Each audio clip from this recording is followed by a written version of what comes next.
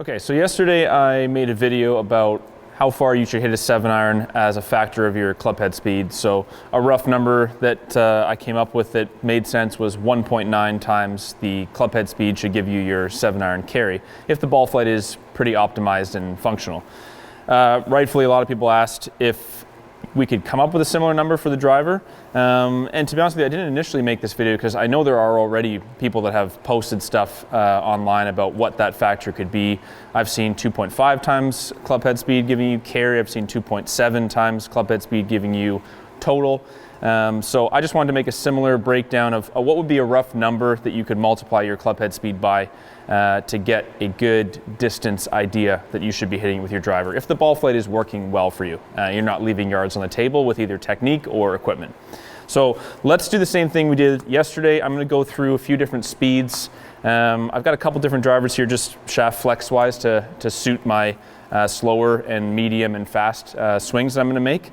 And let's just start getting into the numbers of what a good ball flight would look like in terms of distance and just control, let's say. So let's start off with something on the slower end of club head speed with the driver, kind of mid 80s. Let's aim for something in the mid 80s here. Should be decent.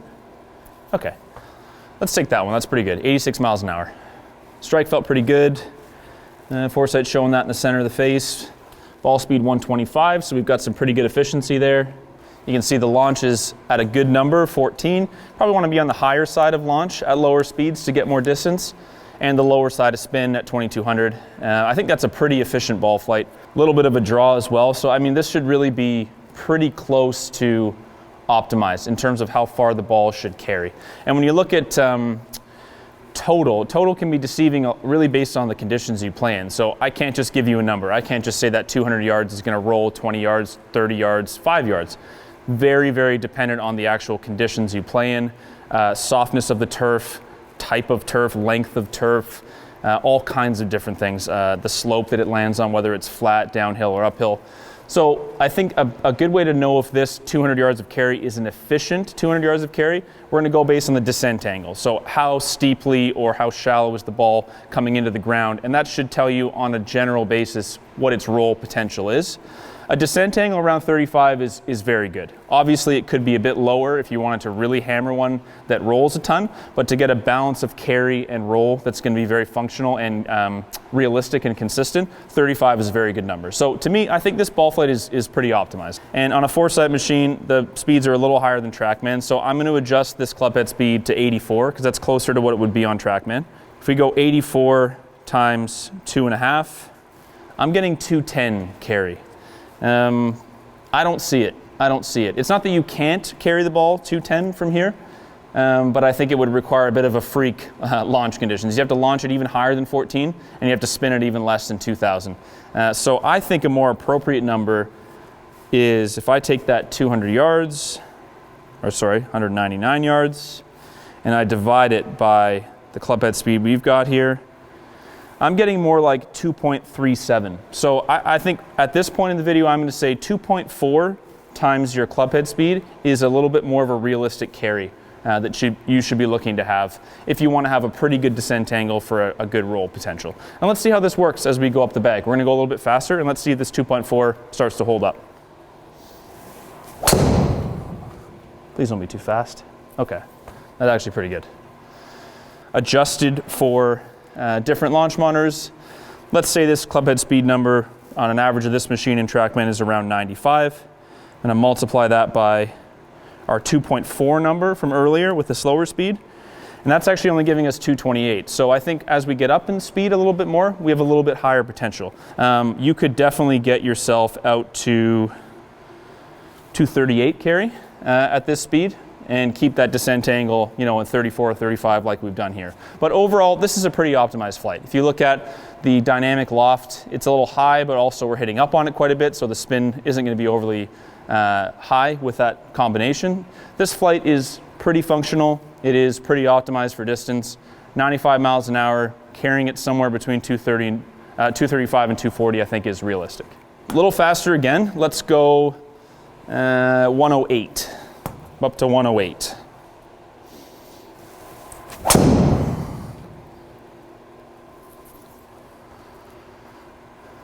Centered strike, efficiency is kind of as high as it's going to be. Ball speed at 156 from that 107 clubhead speed.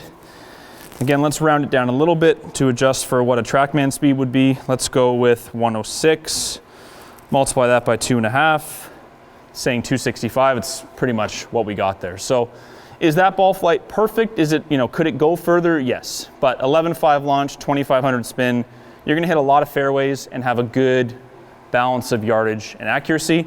Yes, ideally that spin could be a touch lower, and that would make the descent angle a touch more shallow, so more like 37 or so. You could hit the ball a little bit further in terms of the roll, but we're pretty close here. About 2.5 times this clubhead speed, 106, getting 265 carry. It's a very realistic range for someone who swings kind of in that mid-hundreds range. Okay, so let's go up to kind of what would be more so my speed on the course. So probably aim for around 120 here. And let's see what we should be looking for. I think the number is going to be about a 300-yard carry that should be expected, but let's see how the numbers shape up.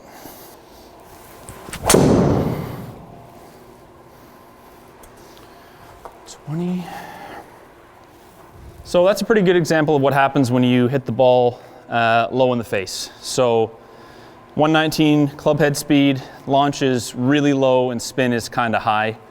Even though it delivered lofts in a good range, the strike being that low in the face is just going to produce a kind of a low and spinny flight.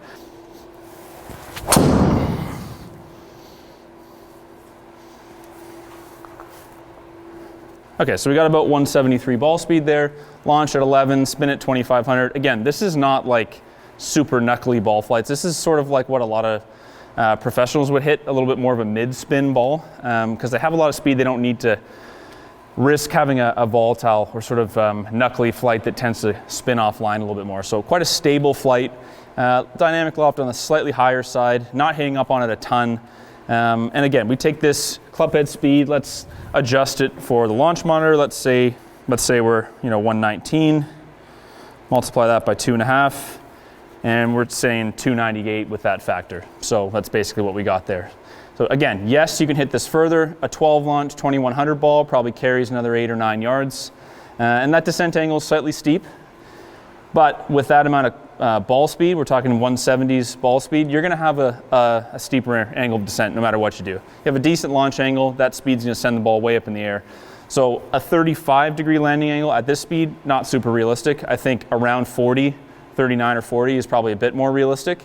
To give you a nice balance of carry and roll. So that gives us a pretty generic number to go by. Clubhead speed times 2.5. I would say if you're average or on the fast end. If you are on the slower end, I do think around 2.4-ish is a little bit more of a realistic ball, unless you can really mess with launch conditions. 2.5 is a pretty safe number to aspire to. At the highest end of speed, that's very realistic. There's probably a little bit more room from there, maybe 2.55 or so. The mid-range, I think it's appropriate. The slower end, as I said, maybe a little bit lower. If you're looking at some of these numbers at your speed and going, I don't hit it that far, or I don't carry it that far, or my descent angle is steeper than that, what are some of the things that are probably going on? All things being equal, strike point is probably the single most important in terms of you can make a great swing, have a pretty good angle of attack, inside out, swing path, blah, blah, blah, driver's fitted well. If you strike it low in the face, it's gonna launch lower, it's gonna spin more. So that's gonna rob you of that optimal carry right away. If you hit it in the heel, you're gonna lose a bunch of ball speed, you're gonna add a bunch of spin, same deal. If you are hitting a ball foot that dives out of the air, so if you don't even have enough spin, hitting it too high in the face or too toe side is gonna actually give you too shallow of a descent angle, too low of a peak height, and actually a lower carry. Now, obviously the roll potential is there, but ground conditions would have to be awfully good, and there'd have to be nothing in front of you like a bunker. So strike point is super, super important. Now, I wouldn't just say I need to strike the ball better. There's usually reasons in the swing that produce problems with your strike point. Generally, people who are excessively flat or kind of low and shallow will have a bit of a toe side pattern. People that are a little bit on the steeper side, and I mean that from transition, the shaft has a little bit more of this orientation. They'll tend to strike the heel a bit more, and less to the person that kind of tries to undo it, sort of late and fake shallow it down by the bottom. So from a swing perspective, I would look at just some basic stuff in terms of the steepness of the plane coming down. Look at your wrist conditions. If you are very cupped with the lead wrist, if you have a weak grip, if you fan the face open, you're going to tend to be on the steeper side. you're going to tend to almost hit down on the driver. So finding ways to hit slightly up on the ball, have a decent strike point will be very helpful. And then if all things being equal, you're still producing too much spin, I would start to look at the drivers. So I've used a couple drivers to produce these conditions. Mostly I just changed based on the flex when I was swinging slower. But if you don't have enough loft sometimes at the slower speeds, you can't keep the ball in the air long enough to carry far enough. Or if you're on the steeper side and you produce too much spin, you might need less loft. You might need more loft and a lower spin driver design. So, you know, something like a 10.5 in a G430 LST might help your launch get up, but your spin be reduced by the center of gravity location of the driver. So that's from an equipment perspective, some things you can look at. Being fit properly for a shaft that kind of suits your timing and delivery a little bit to help you with strike point consistency. That's what a shaft can really offer, I would say, just as a basic overview, is something that can really help you have a nice control over the face to path. So we want to deliver the face pretty consistently and have a pretty good control over strike pattern. And different shafts will give you different strike patterns, different shafts will give you different consistency of strike, and that's where equipment can give you a little bit of a hand, and then in conjunction with choosing a head that gives you a decent amount of launch with low enough spin to carry far enough. And lastly, though I don't generally recommend it, let's say you're somebody who is super happy with the straightness of your ball flight, the control, you hit a lot of fairways. You're probably not going to be able to swing faster, or you don't want to pursue speed training, which I totally understand.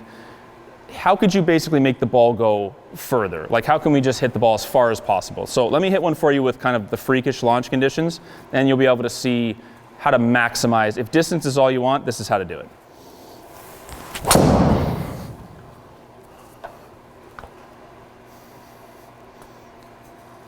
So in fairness, I swung a bit faster. Let's leave that aside for now. I hit up on it more than the prior one, so a little bit more angle of attack, delivered a bit less loft, which I didn't think about. I just used a lower lofted, lower spin design head. That got my launch slightly higher and my spin quite a bit down. And as you can see, I carried the ball 17 yards further with an even shallower descent angle. So not only would that ball carry further, its roll potential would be quite a bit higher as well. Those are some quick ways you could add distance, you know, irrespective of technique. Obviously, you can hit the ball further with a little bit freakish launch conditions. I don't generally recommend people spin it at 1800, but if you really just want some distance, obviously, this is some of the ways you can pick some of that back up.